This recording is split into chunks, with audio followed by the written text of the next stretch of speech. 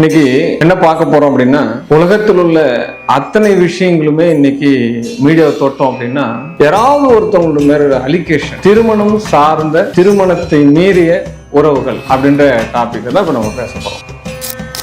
இன்னைக்கு news paper எடுத்தோம் அப்படின்னா முக்கிய செய்திகளாகவே இதுதான் வருது. அப்ப யூடியூப்பை நம்ம டச் பண்றோம் அப்படின்னாலே 90% நியூஸ்கள் பார்த்தோம் அப்படின்னா இந்த அலிகேஷன், திருமணத்தை மீறிய உறவுகள், கள்ளத் தொடர்புகள், இந்த மாதிரி விஷயங்கள் தான் மெயினாக ஃபோக்கஸ் பண்ணப்படும். அப்போ இந்த விஷயங்கள் வருவதற்கு உண்டான கிரகமே என்னன்னா கர்ம கிரகங்கள் அப்படின்னு சொல்லப்படுது. அப்போ கர்ம கிரகங்கள் அப்படின்னு சொல்லப்படுது இந்த ராகு கேதுக்கள். இன்னைக்கு ராகு தான் இந்த உலகத்தை இயக்கின்னு இருக்குது, இந்த மீடியா துறையை. அப்படிப்பட்ட இந்த ராகு பொய்களும் பித்தலாட்டங்களும் கலந்த இந்த உலகத்துல நீங்க எப்படி ஜாக்கிரதையா இருக்கும்? செல்போன் தான் ராகு. அப்ப இந்த மீடியாக்கள் வரக்கூடிய இந்த நியூஸ்கள் பார்த்தோம் அப்படின்னா ஒரு 5 வயசு பிள்ளையிலிருந்து 90 வயசு நபர் வரைக்குமே இன்னைக்கு செல்போன் இல்லாத நபர் கிடையாது. இந்த செல்போன்ல நல்ல விஷயங்களும் இருக்குது, தீமையான விஷயங்களும் இருக்குது. அப்ப நாம பார்க்கக்கூடிய கோணங்கள் நன்மையாக இருந்ததுன்னா நல்ல செய்திகள் இந்த பிரபஞ்சம் நமக்கு ஆட்டுவிக்கும். சிம்ம ராசிக்கு எப்பொழுதுமே ஆத்ம ஞானம் கொடுக்கக்கூடிய 7ஆம் இடமான, மனைவி கொடுக்கமான 7ஆம் இடமான பகவான் சனி பகவான் தான். சனி பகவான் அப்படின்னாலே ஒரு தடைகளையும் தாமதத்தையும் கொடுப்பாரு. அதே காலகட்டத்தில் திருட்டு குணங்களையும் கொடுப்பார்.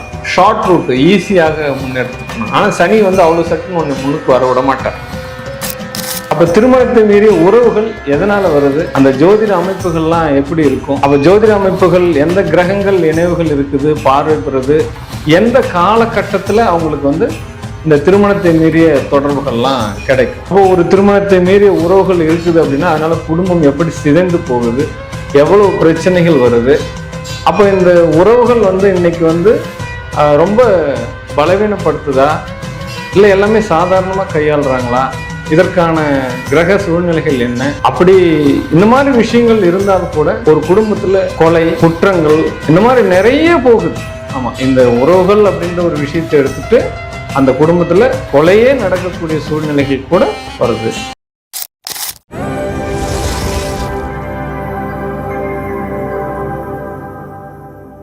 அன்பு நண்பர்கள் அனைவருக்கும் வணக்கம். வாழ்க வாழ்க வாழ்க வளமுடன். நான் உங்கள் டாக்டர் ஓம் சக்திராஜ். இன்னைக்கு என்ன பார்க்க போறோம் அப்படின்னா, உலகத்தில் உள்ள அத்தனை விஷயங்களுமே இன்னைக்கு மீடியாவை தொட்டோம் அப்படின்னா யாராவது ஒருத்தவங்களோட மேல அலிகேஷன், திருமணம் சார்ந்த திருமணத்தை மீறிய உறவுகள் அப்படின்ற டாபிக் தான் இப்ப நம்ம பேச போறோம். எதனால இப்படி எடுக்கிறோம் அப்படின்னா, இன்னைக்கு எந்த விஷயங்கள் அதிகமா போக்கஸ் பண்ண போதோ அது சம்பந்தப்பட்ட விழிப்புணர்வுகள் மக்கள் மனசுல இருக்கணும் அப்படின்றதுக்கு தான் நம்ம இந்த ஒரு சப்ஜெக்ட் கொடுக்கிறோம். அப்ப திருமணத்தை மீறிய உறவுகள் எதனால வருது, அந்த ஜோதிட அமைப்புகள்லாம் எப்படி இருக்கும், அப்ப ஜோதிட அமைப்புகள் எந்த கிரகங்கள் இணைவுகள் இருக்குது, பார்வை பெறுது, எந்த காலகட்டத்துல அவங்களுக்கு இந்த திருமணத்தை மீறிய தொடர்புகள்லாம் கிடைக்கும். அப்போ ஒரு திருமணத்தை மீறிய உறவுகள் இருக்குது அப்படின்னா அதனால குடும்பம் எப்படி சிதைந்து போகுது, எவ்வளவு பிரச்சனைகள் வருது. அப்போ இந்த உறவுகள் இன்னைக்கு ரொம்ப பலவீனப்படுத்துதா, இல்லை எல்லாமே சாதாரணமா கையாளுறாங்களா, இதற்கான கிரக சூழ்நிலைகள் என்ன? அப்படி இந்த மாதிரி விஷயங்கள் இருந்தாலும் கூட ஒரு குடும்பத்துல கொலை, குற்றங்கள் இந்த மாதிரி நிறைய போகுது. ஆமா, இந்த உறவுகள் அப்படின்ற ஒரு விஷயத்தை எடுத்துட்டு அந்த குடும்பத்துல கொலையே நடக்கக்கூடிய சூழ்நிலைகள் கூட வருது. இன்னைக்கு நியூஸ் பேப்பர் எடுத்தோம் அப்படின்னா முக்கிய செய்திகளாகவே இதுதான் வருது. அப்ப யூடியூப்பை நம்ம டச் பண்றோம் அப்படின்னாலே 90% நியூஸ்கள் பார்த்தோம் அப்படின்னா இந்த அலிகேஷன், திருமணத்தை மீறிய உறவுகள், கள்ளத் தொடர்புகள், இந்த மாதிரி விஷயங்கள் தான் மெயினாக ஃபோக்கஸ் பண்ணப்படும். அப்ப இந்த விஷயங்கள் வருவதற்கு உண்டான கிரகமே என்னன்னா கர்ம கிரகங்கள் அப்படின்னு சொல்லப்படுது. அப்ப கர்ம கிரகங்கள் அப்படின்னு சொல்லப்படுது இந்த ராகு கேதுக்கள். இன்னைக்கு ராகு தான் இந்த உலகத்தை இயக்கின்னு இருக்குது, இந்த மீடியா துறையை.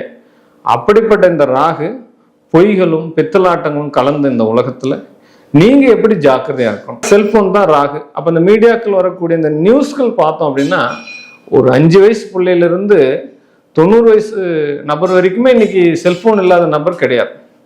இந்த செல்போன்ல நல்ல விஷயங்களும் இருக்குது, தீமையான விஷயங்களும் இருக்குது. அப்ப நாம பார்க்கக்கூடிய கோணங்கள் நன்மையாக இருந்ததுன்னா நல்ல செய்திகள் இந்த பிரபஞ்சம் நமக்கு ஆட்டுவிக்கும்.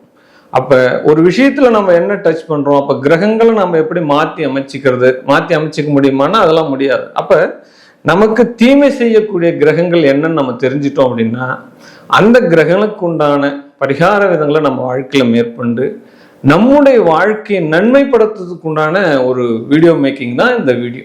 ஏன்னா கேம் சேஞ்சர் ஆன்மீக நேயர்கள் நிறைய வீடியோக்களை பார்த்துட்டு நிறைய கருத்துக்கள் சொல்றீங்க. பட் எல்லா கருத்துக்களும் எங்களை ஊக்குவிக்கும் வண்ணமாக தான் இருக்கு. இன்றைய காலகட்டத்தில் மாணவ செல்வங்களாகட்டும், சிறு குழந்தைகளாகட்டும், இந்த பாலியல் வன்முறைகள், இந்த கலாச்சார சீர்கேடுகள், இதனால நிறைய இந்த உலகம் சீரழிந்து போகக்கூடிய ஒரு சூழ்நிலை இருக்குது.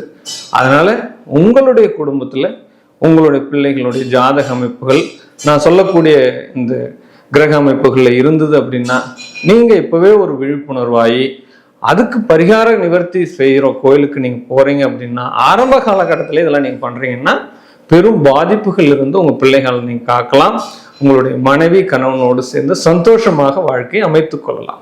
வெற்றி வாகை சூடிக்கொண்டிருக்கும் சிம்மராசி அன்பர்களே, ஆமா, சிம்மராசி அப்படின்னாலே காரக கிரகமே உங்களுடைய அதிபதி சூரிய பகவான் தான்.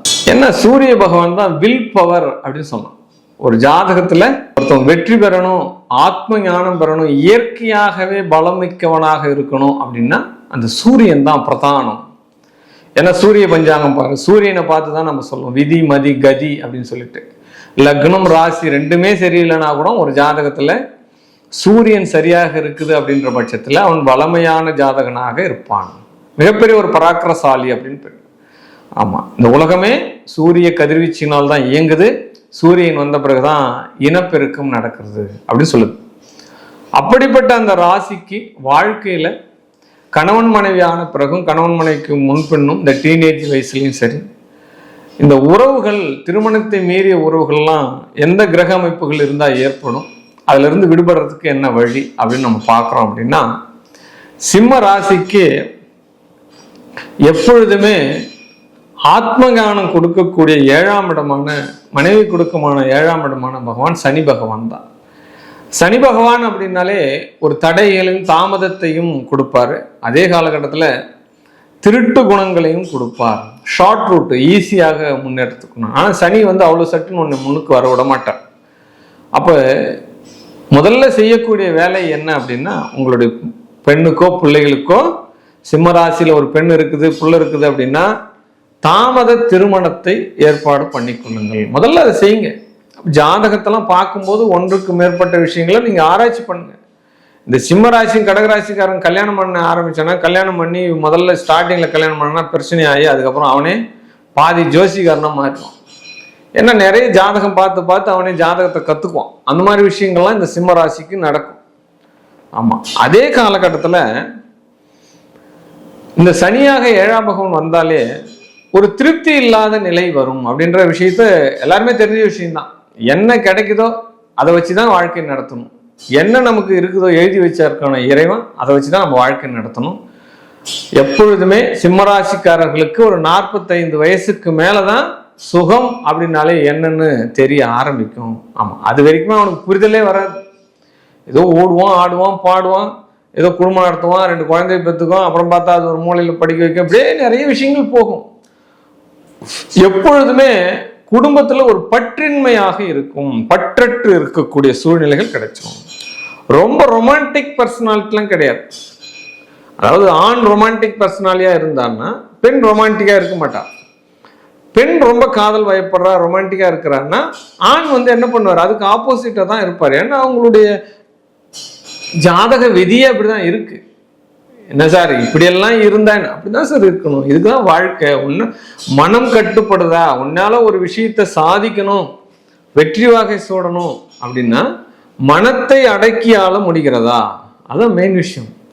எதிரில் ஒரு அழகான நமக்கு பிடிச்ச ஒரு உணவு பாத்திரத்தை வச்சுட்டு ஒரு ஸ்வீட் நிறைய வச்சுட்டு ஒரு நாள் பூரா அந்த ஸ்வீட்டை சாப்பிடக்கூடாது அப்படின்னு சொன்னாங்க அப்படின்னா அந்த பார்வையாலே அவர் உண்ணுடுவார். இல்ல மனசால என்ன பண்ணுவார்னா அந்த ஸ்வீட்டு அப்படியே அதை சாப்பிடுவார். ஆனால் மனங்களாலும் பார்வையாலும் அதை கட்டுப்படுத்த முடிகிறதா? அந்த கட்டுக்கோப்பு வந்தாதான் வாழ்க்கையினுடைய உன்னத நிலையே உன்னால உணர முடியும். அதுக்குதான் பகவான் என்ன பண்றார், அவருடைய சிருஷ்டில இந்த மாதிரிலாம் படைக்கிறார். அதீத ஆசை கொண்ட ஒருவனையும் ஆசை அற்றவனையும் என்னைக்குதான் எப்படி இருக்கும்? அவருக்கு விளையாட்டே இதுதான். அப்ப வாழ்க்கையில உன்னத நிலையை அடைய வேண்டும் என்றால் சில விஷயங்களில் நாம் என்ன பண்ணணும்? மனக்கட்டுப்பாடோடு இருக்கணும். ஆனா இந்த மனிதனுடைய பக்குவம் என்ன பண்ண? அந்த பக்குவம்லாம் கிடையாது, அந்த ஞானம்லாம் கிடையாது. எதற்காக வந்தோம், ஏன் படைத்தோம், எதற்காக விளையாடுகிறோம், என்ன கொண்டு போகிறோம் அப்படின்றதெல்லாம் எப்போ வரும்? 70 வயசுக்கு மேல வரும். ஆரம்பத்துல எல்லாம் வராது. அப்ப 70 வயசுக்கு மேலதான் அவருக்கு புத்தி சுவாதீனமா வரும். ஓ, நம்ம பிறந்தோம், வளர்ந்தோம், என்ன பண்ணோம், எதற்காக இவ்வளோ ஓடினோம், எதற்காக இவ்வளோ சம்பாரிச்சோம், தேவையில்லாத என் வாழ்க்கையை வீணாக்கிட்டேனே, பிள்ளைக்கு சம்பாரிச்சேன், பேரனுக்கு சம்பாரிச்சேன், புருஷனுக்கு சம்பாரிச்சேன், இவ்வளோத்தரும் சம்பாரிச்சு போட்டு கடைசியில் என்ன பண்றா? நம்மள திண்ணைக்குல உட்கார கூட விட மாட்டேன், நம்ம பக்கத்துல உட்காந்தாச்சு எடையை போய் உட்காருன்றா. அப்ப என்ன பண்ணுது காலம்? அன்னைக்குதான் புரியும். அப்ப அந்த புரிதல்கள்லாம் இளமை பக்குவத்தில் வராது. அப்ப வரணும்னா என்ன சார் பண்ணணும்? கண்டிப்பாக ஆன்ம சிந்தனை இருக்க வேண்டும். அந்த ஆன்ம ஞான சிந்தனை இருந்தா, அந்த பக்குவம் அடைஞ்சதுன்னா நம்ம வாழ்க்கையில ஒரே சீராக போகும். அப்ப வேகமா காத்து வரும்போதும் சரி, ஸ்லோவா காத்து அடிக்கும் போதும் சரி, புயல் வரும்போதும் சரி, இடி வரும்போதும் சரி, மின்னல் தாக்கும் போதும் சரி, நம்ம மனம் என்ன பண்ணணும்? சீரான மனநிலையில் இருக்க பழகி கொள்ள வேண்டும். இதை முக்கியமா சிம்ம ராசிக்காரர்கள் பயன்படுத்தும். ஏன்னா உங்களுக்கு நிகரான துணை என்ன பாவகம்? சனி பாவகம். நீங்க என்ன பண்ணாலும் உங்க காரியத்தை சாதிக்க முடியாது. சில பேர் சொல்லுவா தலையணை மந்திரம் சொல்லுவா. கல்யாணம் பண்ணி அனுப்பும் போது என்ன சொல்லுவா? அந்த பொண்ணுக்கு தலையணை மந்திரத்தை சில பேருக்கெல்லாம் சொல்லி அனுப்பிச்சுடுவா. இந்த தலையணை மந்திரம்லாம் இங்க வேலை செய்யாது. சிம்மராசிக்காரருக்கு ஒரு பெண் இருந்து கணவன் வந்துட்டான் அப்படின்னா இந்த தலையணை மந்திரம்லாம் வேலை செய்யாது. உடனே என்ன பண்ணுவா? விரக்தி ஆயிடுவா. விரக்தி ஆயிட்டா என்ன பண்ணுவோம்? குடும்பத்துல நிறைய பிரச்சனைகள்லாம் வரும். இதெல்லாம் நீங்க புரிஞ்சுதான் நடந்துக்கணும். சரி, இந்த காமத்திரிகோண பாவகம் எப்படி வருது, எதனால அதீத தொடர்புகள் வருதுன்றதை பற்றி தான் நம்ம பேசிக்கிறோம். அதை ஒரு பற்றற்ற நிலையில் இருக்கும்போது கணவன் உங்களுக்கு வேறொரு இடத்துல அலிகேஷன் வரும். அப்போ உங்க மீது அதீத அக்கறை கொள்ளக்கூடிய ஒரு நபர் வராருன்னா, ஓ இவரை நம்ம பரிச்சயமா பார்த்துக்குவாங்க, இவங்க கிட்ட நம்ம பேசலாம், பழகலான்ற மாதிரி எண்ணங்கள்லாம் நிறைய தோன்றும். அப்ப எண்ணங்கள்லாம் அந்த எண்ணங்கள்லாம் வராத வண்ணம் சில விஷயங்கள் நம்ம என்ன பண்ணணும்? நம்ம குடும்பம் நல்லா இருக்கணும், குடும்பம் சீரழியக்கூடாது, நல்ல விஷயங்களை நோக்கி போகணும் அப்படின்னா இந்த சிம்ம ராசிக்காரர்களுக்கு எப்பொழுதுமே சூரிய நமஸ்காரம் மிகப்பெரிய ஒரு வலிமையை தரும். காலையில எழுந்திருக்கிறோம், குளிக்கிறோம், ஃப்ரெஷ் அப் ஆகிறோம், சூரிய பகவானே போற்றி அப்படின்னு சொன்னாலே போதும். இல்ல சூரிய காயத்ரி மந்திரம் இருக்கு, அதை மனனம் பண்ணிக்கோங்க. சூரியனை மனதார வேண்டிண்டு சூரிய நமஸ்காரத்தை தினந்தோறும் கும்பிடுங்க. இல்ல வாழ்வியல் பரிகாரமா ஒரு மாசத்துல அல்லது வாரத்திலேயோ ஏதாவது ஒரு நதிக்கரையிலையோ ஏரிக்கரையிலையோ ஏதோ ஒரு இடத்துல மரம் நடும் பழக்கத்தை வச்சுக்கோங்க, மரத்தினை வழிபடும் பழக்கத்தை வச்சுக்கோங்க, மரக்கன்றுகள் தானமா கொடுங்க. இந்த விஷயங்கள்லாம் உங்க குடும்பத்துல நீங்க எடுக்கிறீங்க அப்படின்னா இந்த அலிகேஷனுக்கு உங்களுக்கும் சம்பந்தமே வராது. அப்ப கணவன் மனைவி உறவுல என்ன பண்ணும்? அதீத பற்று உருவாகும்.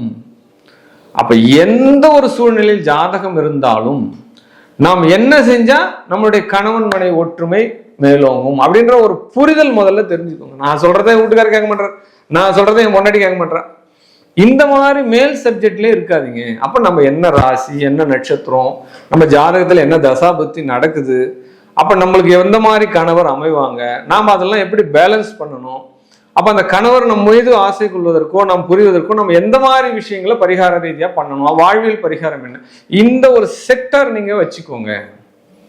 அது ஜோதிடம் சார்ந்த நம்பிக்கை இருக்குதோ இல்லையோ அது ரெண்டாவது சப்ஜெக்ட். ஆனா கொஞ்சம் இதை டச் பண்ணி பாருங்க, உங்களுடைய வாழ்க்கை வளமாகும்ன்றதுதான் இன்றைய நேரத்துக்கு உங்களுக்கு ஒரு விழிப்புணர்வு வீடியோவா இருக்கும். அதனால சிம்மராசி நேயர்கள் நான் சொன்ன இந்த பரிகாரத்தை மேற்கொண்டு வாழ்க்கையில நன்னெறியோடும் நல் ஒழுக்கத்தினோடும் வாழ்கள் வாழ்க வாழ்க வாழ்க.